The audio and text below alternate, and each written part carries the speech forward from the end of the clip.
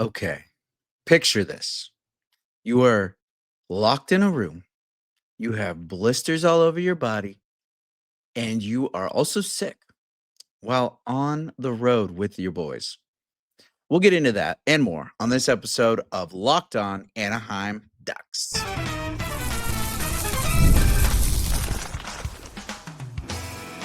You're Locked On Ducks, your daily podcast on the Anaheim Ducks, part of the Locked On Podcast Network, your team every day. Hello and welcome, everydayer. Thanks for making Locked On Anaheim Ducks your first listen every day, part of the Locked On Podcast Network, your team every day. Today's episode is brought to you by FanDuel. Download the FanDuel app now by visiting FanDuel.com and win $300 in bonus bets if your first $5 bet wins. I am Kyle Carr. I'm a lifelong Anaheim Ducks fan. I've spent multiple years covering collegiate sports, including college hockey. But here on Locked On Ducks every day, we are talking about the Anaheim Ducks. That's what we do. And today we're going to get into the Red Wings preview as they are taking on the Anaheim Ducks at home on Friday, Halloween night, the return of John Gibson. We'll get into that more. Also going to talk about the San Diego Gulls and kind of where they're at and how things have been going for their season. Just a little update. But first, we got to talk about the injury woes that have been affecting Anaheim. And the one that's still pretty common, it's been there since the beginning, hasn't changed. That is Ryan Strome. He is still out on IR. However, looks like he had a lot of fun flying around Newport and stuff. He was cruising out in a jet. I saw on social media. He flew over his kid's flag football game and looked like a really great time. So, maybe I got to get injured or something and start getting some free flights around the harbor. We'll see. Also, an update.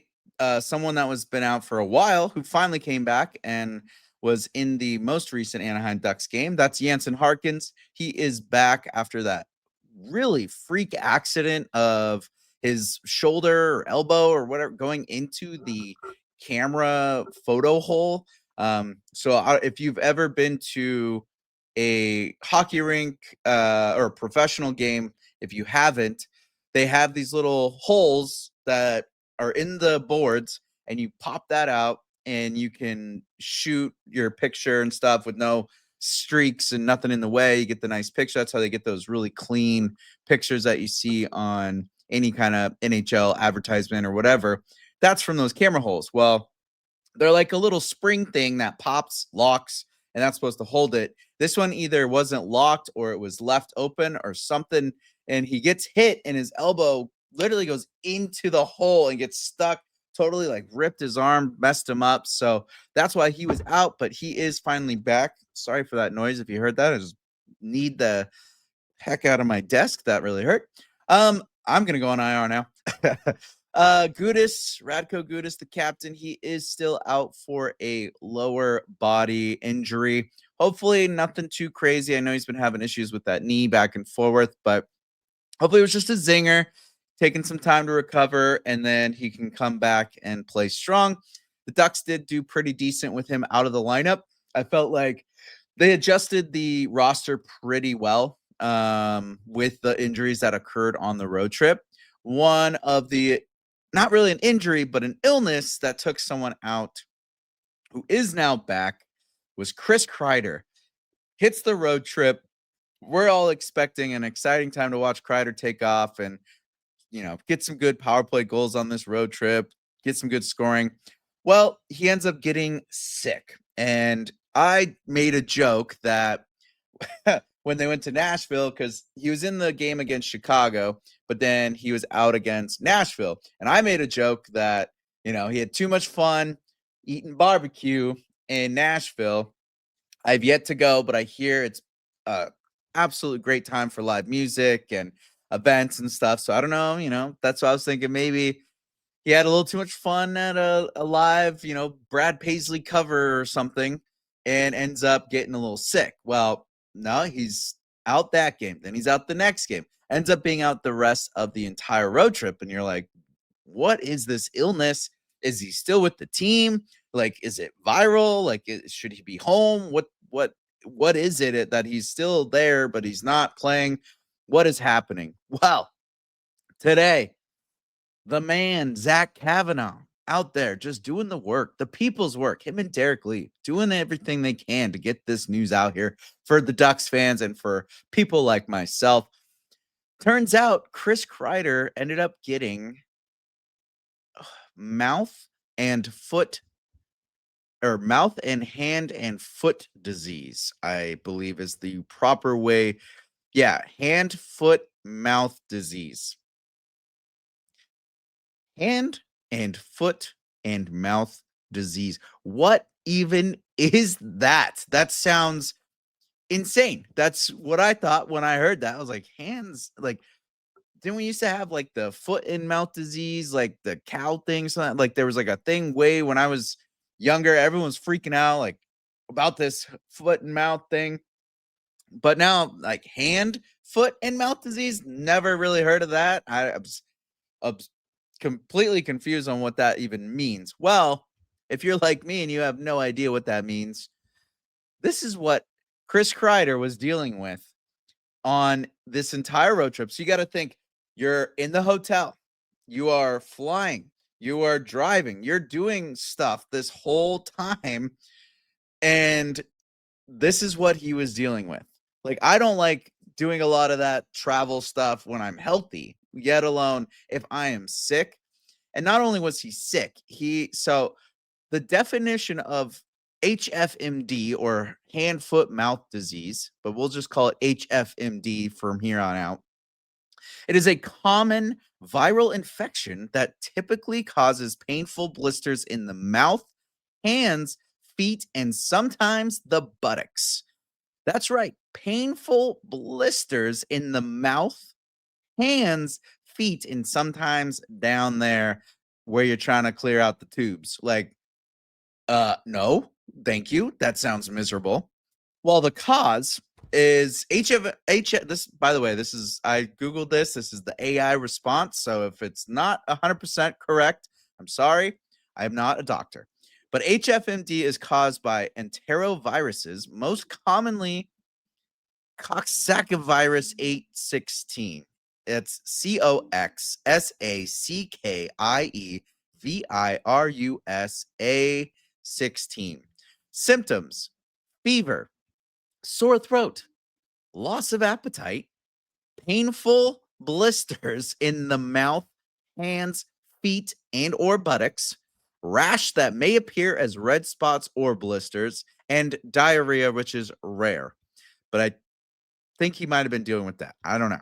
But HFMD is spread through contact with the saliva, nasal mucus, or stools of an infected person. It can also be spread through contaminated surfaces or objects. So I don't know if he contracted it in Chicago or how long the incubation period is with this for you to get like from touching it to getting it. Chicago, he got some dirt nasty hotel or Nashville. I don't know what happened, but he's dealing with blisters, fever, sore throat, loss of appetite. All of this stuff is happening while on this road trip. There's no specific treatment. It takes about 7 to 10 days for it to die down. You go through the symptoms, you fight it, and then it goes through. Basically, it says stay hydrated, use over-the-counter pain reliever like ibuprofen, applying topical anesthetics to mouth sores, and keeping the feet and hands clean. So if you don't want to get this, if you're going to, Honda Center on Friday and you're not trying to get this HFMD prevention, wash hands frequently with soap and water, avoid contact with people who have HFMD, disinfect surfaces that may be contaminated, cover coughs and sneezes, and wash toys and bedding regularly. So this like he literally was sitting in a hotel room dealing with this for an entire trip, a week of sitting with a stiff neck and confusion, seizures, sometimes high fever, like signs of dehydration happen. You get painful blisters in your mouth and your hands and your feet and then elsewhere. Like, bro, talk about misery. Like, one time when I was a kid, I went to Disneyland. This is when I lived in Tahoe where I grew up, so it was more of a trip. And I ended up getting like post nasal drip or I don't know, something with my throat where my throat, like just swallowing felt like someone was scraping like a knife down my throat. Like it was miserable. And I'm at Disneyland. It kicked in the like night we got there. So I had to spend a couple days at Disney, the crowd. You're like riding a ride where you can't swallow and your like neck and your mouth hurts and you're not able to eat. You're just like miserable dealing with people. This guy's got blisters in his mouth. He's sick and he's going to hotel room, flying in planes isolated. Like they said he was isolated the whole time. He was just like had to suffer alone dealing with this issue. And now it seems like he's okay, but what the like absurd. The most absurd thing I have heard in a long time. Don't know how he got it. Hopefully no one else gets that. That is insane.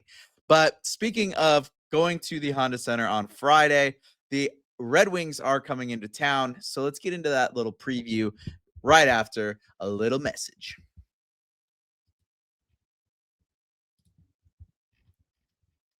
The NBA is back, and there's no better place to get in on the action than FanDuel, the official sports betting partner of the NBA. Even if you missed the start of the game or want to ride the hot hand, FanDuel has live bets on everything from who will score next to fourth quarter comebacks. Plus, you can even combine your live bets into a same day or same game parlay for a shot at a bigger payout. It keeps every game exciting, especially when your team's making that last late push.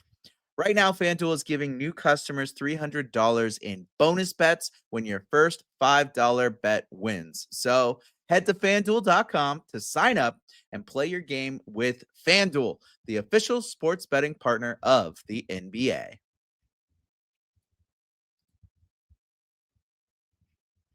So the Red Wings are heading to Anaheim Friday. This will be Halloween night. They recommend you wear your costume if you are going in person. I am going in person. If you're going to be finding me in a costume, I don't know. Maybe, maybe not. We'll see. Um, but yes, Halloween. Maybe I'll rock my Haunted Mansion sweater. I don't know. We will see. We will see. But, anyways, the hockey part of it.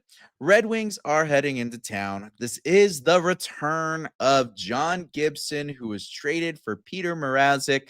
And right now, not looking so hot for either teams with the trade. Peter Mrazek, yeah, he has 2 wins, but he's been getting lit up.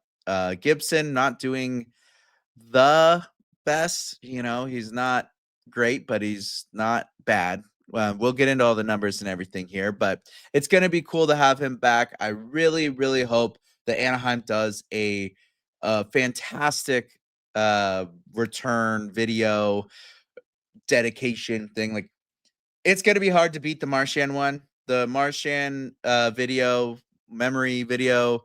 I don't know why I can't think of what the actual name of it is right now. But the video they play, like Brad Marchand's, that was epic. He was there forever. He did so much for that team, won them a cup. Like, he did a ton of things for the Bruins. But John Gibson, he also did a lot for this Anaheim Ducks squad. Did he get them a Stanley Cup? No. But did he give them pretty good pushes in the playoffs at the beginning of his career? Oh, yeah. He was stellar. The comeback on Catella. Gibson was in net that night.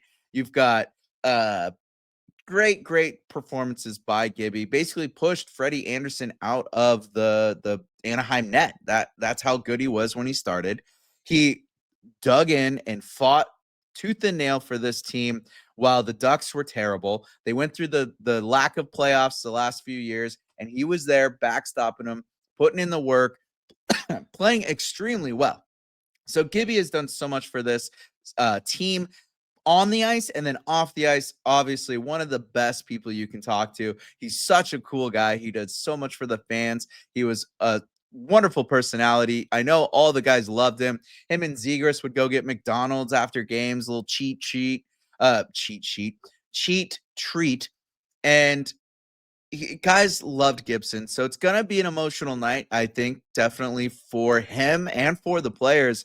Like Troy Terry is talking about, it's going to be weird because this is the first time he's ever played against him in his career for both of them. And now he's coming back and you got to play against him. And he made a joke. Like, I just hope he doesn't come after us because he'll do that. And there's plenty of videos of Gibson trying to engage in a fight or getting in there. Like he's not one to back down. So it'll be pretty interesting to see how things go with that.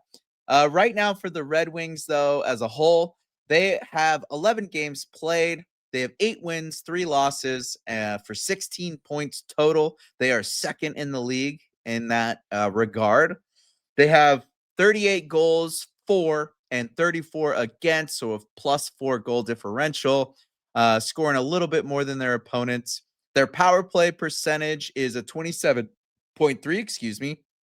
So pretty good pace. They're 9th in the league. Their PK is 87.1% successful, which is 7th in the league. So their special teams are cooking right now. The average shots per game for them is just over 27 shots per game.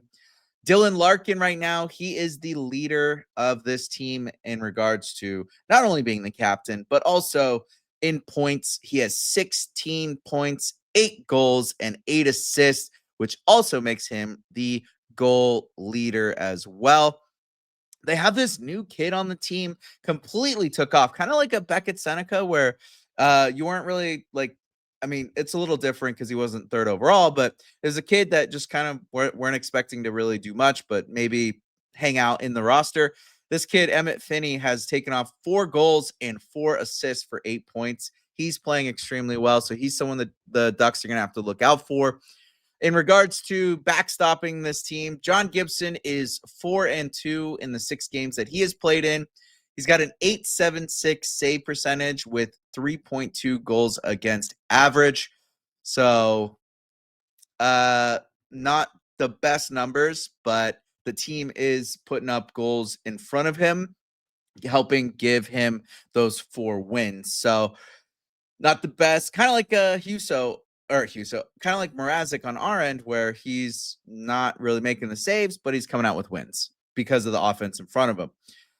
Anaheim, on the other hand, they have other goaltenders, obviously, but it is like more than been confirmed that Gibson will have the net. And I highly doubt that Anaheim's going to put anyone else other than Dostal. The battle of the 1A versus the 1B, or however you want to look at that. But now Anaheim, on the other hand, they're 5-3-1 in the 9 games that they've played with 11 points. So, Red Wings are playing pretty hot right now. Anaheim's getting there. 31 goals for Anaheim, 31 goals against Anaheim. So a 0 goal differential. They're absolutely even.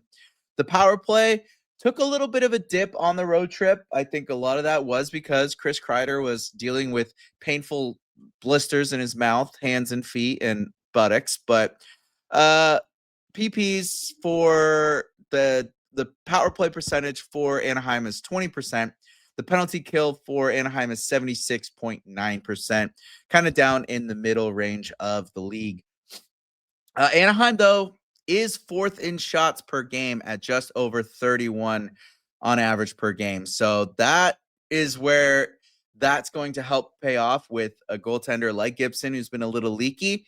If they can start cracking it some behind him, they're going to have some good success there. Dostal was one of the goaltenders that kind of started a little rough this year. Wasn't making the saves you would think he would, but he got locked in there at the end of that road trip. I think we saw a totally different setup. Dostal, he's getting used to the new defensive systems.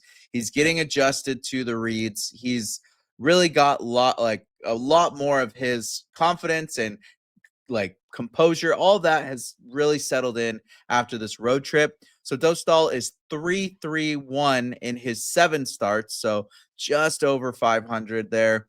has a 906 save percentage and 2.84 goals against average. So bringing those numbers down, he was in like the 800s with almost 4 goals against at one point, but now kind of leveling back to where we knew Dostal would be.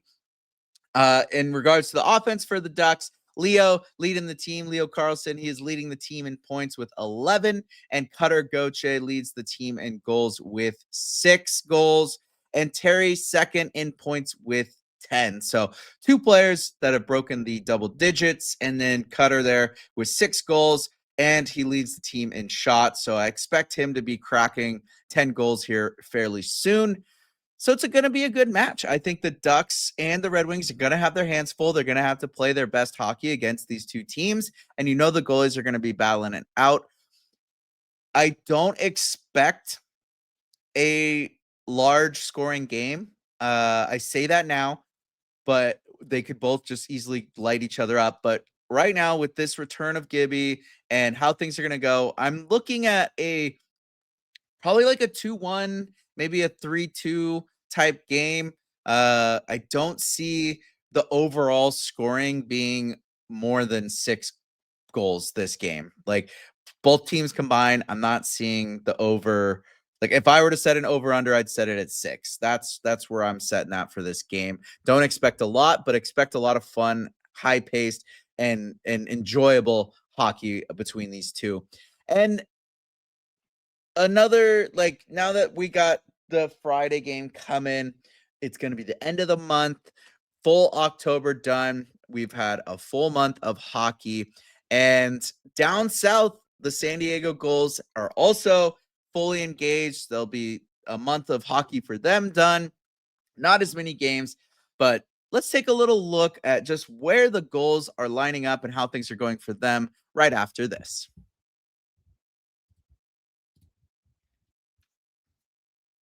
Let's be honest, most of us can't even name all our financial accounts, let alone what they're worth. Between 401ks, savings, and investments, it's easy to lose track, and that can mean leaving money on the table. That's why I started using Monarch, an all in one personal finance tool that brings your entire financial life together in one clean, easy to use interface on your laptop or your phone. It's helped me organize my accounts, track my spending, and get a better handle on my investments without ever having to touch a spreadsheet anymore. So don't let financial opportunities slip through the cracks. Use code LOCKEDONNHL at monarch.com for 50% off your first year. That's monarch.com, code LOCKEDONNHL for half off your first year.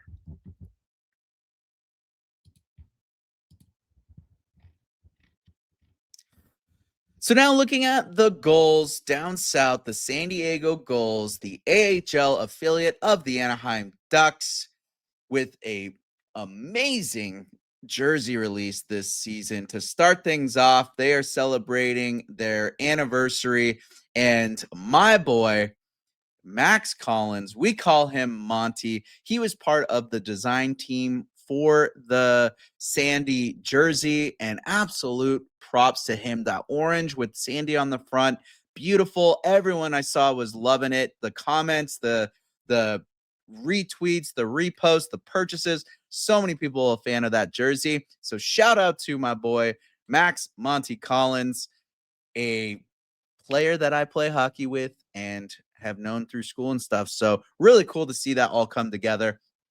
But unfortunately, where the jersey is top of the league, dominant, best sweater in the league in the AHL, this team is not the top team in the AHL. They are not doing the best. They're playing kind of middling hockey right now. Things not going fully in their direction. They are currently 2-3-2 in 7 games, so under 500 there. 2 wins, 3 losses, 2 overtime losses. They're 8th in the Pacific Division. The AHL is so weird. I could probably spend a whole episode on just trying to figure out the whole AHL structure and who goes where and how the playoffs work. It's a whole thing. But right now, they're 8th in the Pacific. so far their schedule, they beat Coachella Firebirds they got a shutout 5-0. Then they lost to the Henderson Silver Knights 3-4, 1-goal game. Lost to the Colorado Eagles 0-2, a 2-goal game. Lost in OT to Henderson again 3-2, so another 1-goal game. And then they lost to Henderson. This is probably their worst blowout of this season so far. They lost to Henderson 5-2. That's the Henderson Silver Knights. And then they won against the San Jose Barracuda with the nice shutout as well, 3-0, which ironically the 2 wins have been shutouts, but the losses have been basically 1 or 2 goal differences. Not like if they lock it down, they lock it down. If not, then they're fighting the whole way. And then tonight, Thursday, they lost in overtime against the Coachella Firebirds. So I believe that score was 3-4 final. So they're there. That's why I said middling. They're not terrible. They're not bad. They're not getting blown out. They're not, losing games like they're not trying. They're close games. They're getting shutouts when they win. They're only 1 goal off or maybe 2 if they're losing. So they're right there in the fight. That is a good sign. I'm sure it's going to turn around.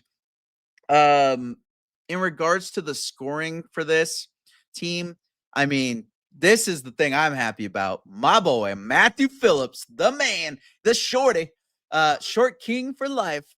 He leads the team right now in points. That is awesome. 9 points for Matthew Phillips, 2 goals, 7 assists. You got Tim Wash, Yegor Sidorov, and Judd Caulfield. I don't know why I said Yegor's so weird like that, but Washy, Sidorov, and Caulfield, they are leading the team in goals with 3 each. So not a massive goal scorer taking off right now, kind of some corporate scoring, a lot of 3 goals, 2 goals, and then just like 2 points here, 3 points there, maybe 1 point, just kind of mid scoring by the team. Some stuff that sticks out to me. I'm very surprised that Stain Solberg only has 1 point, and that's an assist. I was thinking he'd be a little bit higher up in the scoring right now. But I mean, look at Jackson Lacombe. He's been playing extremely good defense, and he's not doing much on the offensive column right now. So defensively, I'd have to go and like legit watch some of his games and just really ISO cam Stain Solberg to see if he's playing decent hockey or how it's going for him. Tyson Hins, Cal Burke, they're the only players that have played all 7 games with 0 points.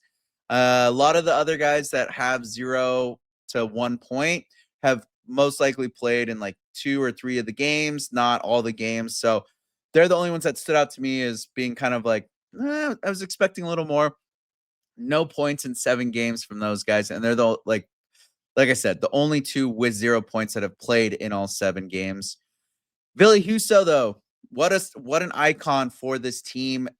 I would love to see him come up and get NHL minutes. I think they're really trying to ride this Czech train with Dostal and Peter Mrazek and having that camaraderie between the two of them. But I really think Ville Husso's making a massive point for himself, in San Diego right now. He has a .927 save percentage and a 2.04 goals against average, and he has played in 5 games.